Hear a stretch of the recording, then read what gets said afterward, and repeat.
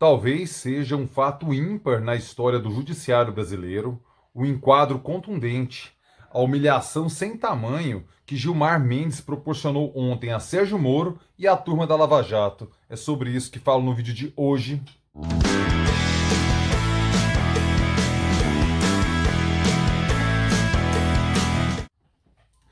Fala aí, rapaziada! Tudo beleza? Bora gravar o vídeo de hoje, quarta-feira, dia 10 de fevereiro de 2021. E eu começo aquele pedido clássico e tradicional. Por favor, meu filho, por favor, minha filha, caso você esteja pintando pela primeira vez aqui no canal ou ainda não tenha feito, se inscreva agora aqui no canal. Se inscreva agora aqui no canal, porque você ganha, sim, você quem ganha conteúdo novo todo dia. Mas é todo dia mesmo, Pablo? Sim, meu filho. Sim, minha filha. Diariamente eu estou aqui no YouTube trazendo vídeos com os assuntos, aqueles conteúdos que eu sei que você curte. Quais são eles? Vamos lá, eu listo. Cultura, democracia, política, história, cidadania e tudo mais que se passa em minha cabeça simplesmente doentia. Então não vacile, se inscreva aqui agora no canal, porque eu tenho a honra de ganhar a sua nobre companhia e você ganha os vídeos que diariamente eu publico por aqui. Então você ganha os vídeos, eu ganho a sua companhia. Você ganha os vídeos, eu ganho a sua companhia. Todos ganhamos. Já ative a notificação aqui, por favor, para que assim que eu postar o vídeo, o YouTube lhe avise e você já assiste o vídeo. Maravilha? Temos um combinado? Sensacional. Ontem tivemos o julgamento na segunda turma do Supremo Tribunal Federal a respeito do compartilhamento dos dados da Operação Spoofing para com a defesa de Luiz Inácio Lula da Silva. O que acontece? Temos que rememorar para chegar no assunto do vídeo de hoje, para que você entenda todo o contexto do assunto que aqui abordo.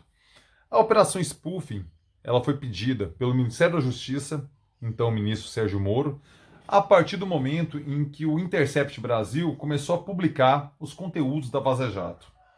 Aquela sequência de falas hackeadas do celular do Deltan Dallagnol, do aplicativo Telegram, de onde eles compartilhavam informações e tudo mais, trocavam ideias. O hacker teve acesso a esse material, guardou um bom tanto, a gente sabe, entrou em contato com a deputada federal, então deputada federal, não, já não era mais deputada federal, com a Manuela Dávila, ex-deputada federal, lá do Rio Grande do Sul, de Porto Alegre. Ela indica o Glenn, e ele, como membro do Intercept, criador do Intercept Mundial, mas membro do Intercept Brasil, começa a publicar esse conteúdo e a partir daí o Ministério da Justiça cria a Operação Spoofing, que rapidamente se chegam aos hackers de Araraquara, né? Que eu já vi aí chamando, e gostei muito da expressão, os Arara Hackers. A partir daí, eles foram presos, a Polícia Federal teve acesso a todo o material por meio da Operação Spoofing, todas as conversas. Elas foram devidamente periciadas pela Polícia Federal e se observou a autenticidade do conteúdo ali coletado junto aos hackers de Araraquara, certo? O que estava se julgando ontem, na segunda turma do Supremo Tribunal Federal, era a possibilidade de acesso à defesa de Lula a todo esse conteúdo.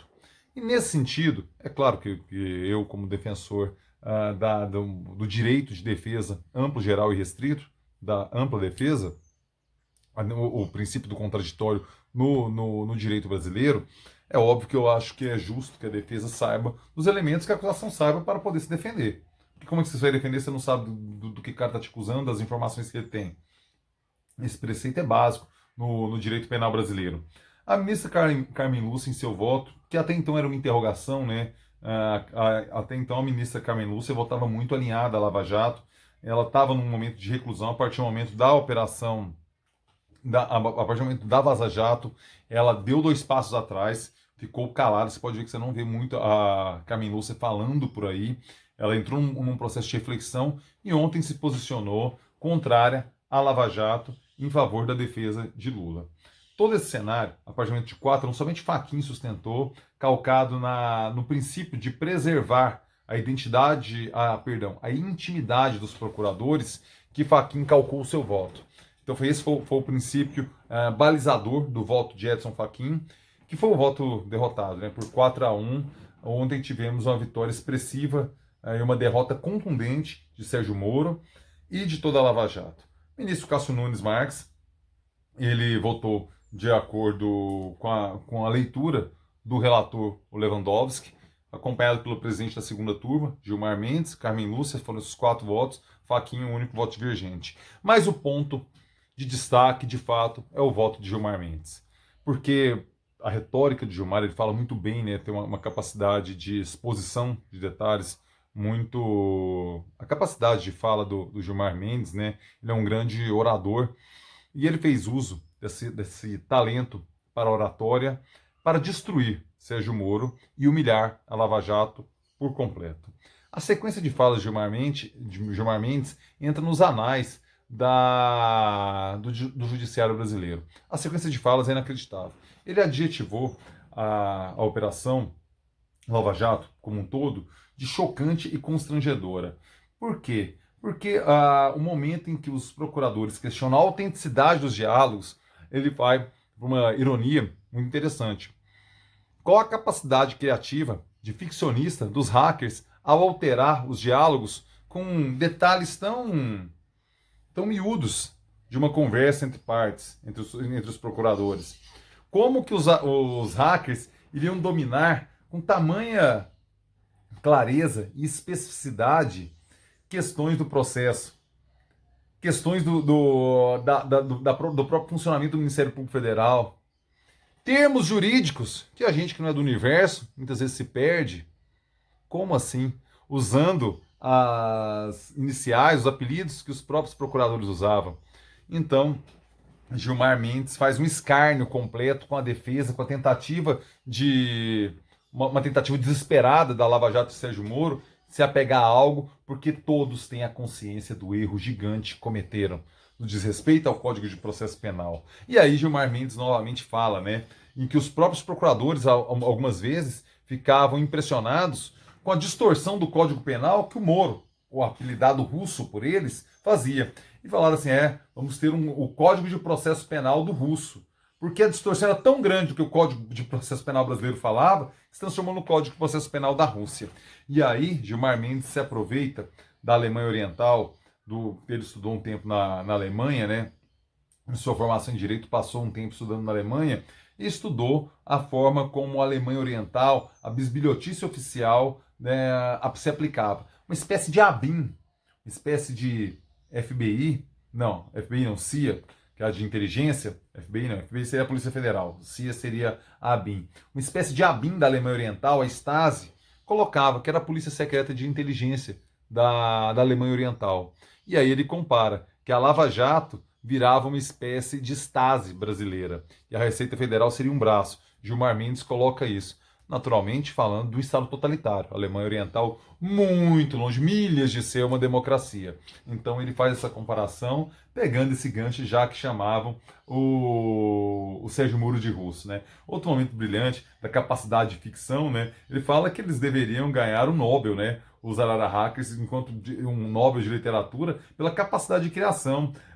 Ele seria o novo Gabriel Garcia Marques, icônico escritor colombiano, vencedor do Prêmio Nobel de Literatura, que trabalha muito com realismo fantástico, né? Quem já leu 100 Anos de Solidão, Memórias de Minhas Putas Tristes, 12 Contos Peregrinos, são vários livros publicados, inúmeros livros publicados por Gabriel Garcia Marques, que vale inclusive sua leitura, vale sua atenção, e belíssimo trabalho de prosa de Gabriel Garcia Marques, não tem um Nobel à toa, não tem um prêmio Nobel de forma despropositada, muito pelo contrário, vale a pena a sua leitura, a obra de Gabriel Garcia Marques, e o Gilmar Mendes faz essa comparação, humilhando mais uma vez a Lava Jato e os argumentos débeis dos procuradores e também de Sérgio Moro.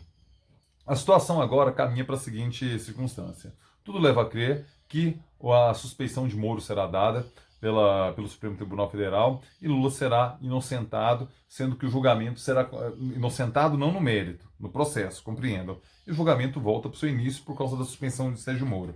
Isso se diz respeito exclusivamente ao caso do triplex. Porque o caso do sítio, a sentença primeira, o Moro já tinha ido para servir o governo Bolsonaro, ser ministro da Justiça de Jair Bolsonaro. Então foi a juíza Gabriela Hardt, eu acho que é esse o sobrenome, é Hardt. Talvez eu esteja errando a pronúncia do sobrenome, mas é Hardt. Foi a juíza Gabriela Hardt, que inclusive ficou notória por copiar trechos da sentença de Moro, no momento que era para citar sítio, ela cita apartamento, outra situação vexatória para o judiciário brasileiro. A ministra Gabriela Hardt Perdão, a juíza Gabriela Hart é que deu a sentença. Então, nesse caso, a suspeição de Moro não seria colocada porque não foi ele que sentenciou. Então, em relação ao sítio, que, convenhamos, as provas de envolvimento de Lula na posse do sítio são muito mais contundentes do que em relação ao apartamento, é preciso reconhecer, embora a sentença, no meu entender, tenha um vício de Ctrl-C, Ctrl-V da sentença de Moro, mas no conjunto probatório tenho a impressão que é mais difícil o Lula se explicar em relação ao sítio do que em relação ao apartamento. A suspeição de Moro está bastante encaminhada para ser dada. E a inocência do Lula para recomeçar o processo e ter uma nova sentença, um julgamento justo, parece que está encaminhada. Em relação ao sítio, a coisa já não é bem assim, porque não foi o Moro. E não tem essas provas em relação à juíza Gabriela Hart que tem do Moro. Então tem que se ver como isso vai desenrolar, se a Lava Jato por completo vai ser questionada ou somente as sentenças dadas por Sérgio Moro. Temos que aguardar. Então, para a possibilidade eleitoral de Lula, porque ele também já tem dupla condenação, ele é ficha suja também no caso do sítio de Atibaia, tem que ver como isso vai encaminhar. Então talvez Lula não tenha condições jurídicas para pleitear um cargo, pleitear ser candidato, né, estar nas cédulas, na urna eletrônica país afora em 2022. Precisamos aguardar. Rapaziada, que enquadro, hein? Que humilhação, hein? Pensar que 4 anos atrás a Lava Jato era endeusada, era capa de revista, tinha o bonecão do Moro na rua, tal. Morrer à míngua dessa forma tão humilhante, né? Isso nos leva a refletir da necessidade de fazer o correto da forma correta sempre. Um fim supostamente nobre por um caminho eivado de vício não leva a um fim nobre. Pode chegar, mas o caminho desvirtua. A trilha cheia de vícios desvirtua o fim nobre. E essa é a lição que devemos pegar da situação da Lava Jato atualmente. Se chegou até aqui, por favor, deixe seu like. Importantíssimo que você deixe o seu like aqui. Faz esse vídeo chegar mais longe e tal. E, pô, tô trabalhando aqui, compartilhando vídeo todo dia. Um like não custa nada pra você. Vai, deixe seu like aí. Beleza? Lives do final de semana. Sexta-feira, tirem as crianças da sala. André Rodrigues confirmou. Johnny Botelho confirmou. O Davi Barbosa vai confirmar hoje, então por isso que eu não criei o flyerzinho ainda, mas amanhã já teremos. Vai confirmar hoje, se não, seremos nós três, vou convidar alguém, não sei ainda direito o que farei. Mas eu, André Rodrigues e Johnny Botelho já estamos confirmados. Live sexta-feira, tire as crianças da sala, 9 da noite aqui no canal. Sabadão, Morgue Costa, eu e Henrique Morgantini, lá no canal do Morguinha, beleza? Rapaziada, uma excelente quarta-feira para vocês e é nóis!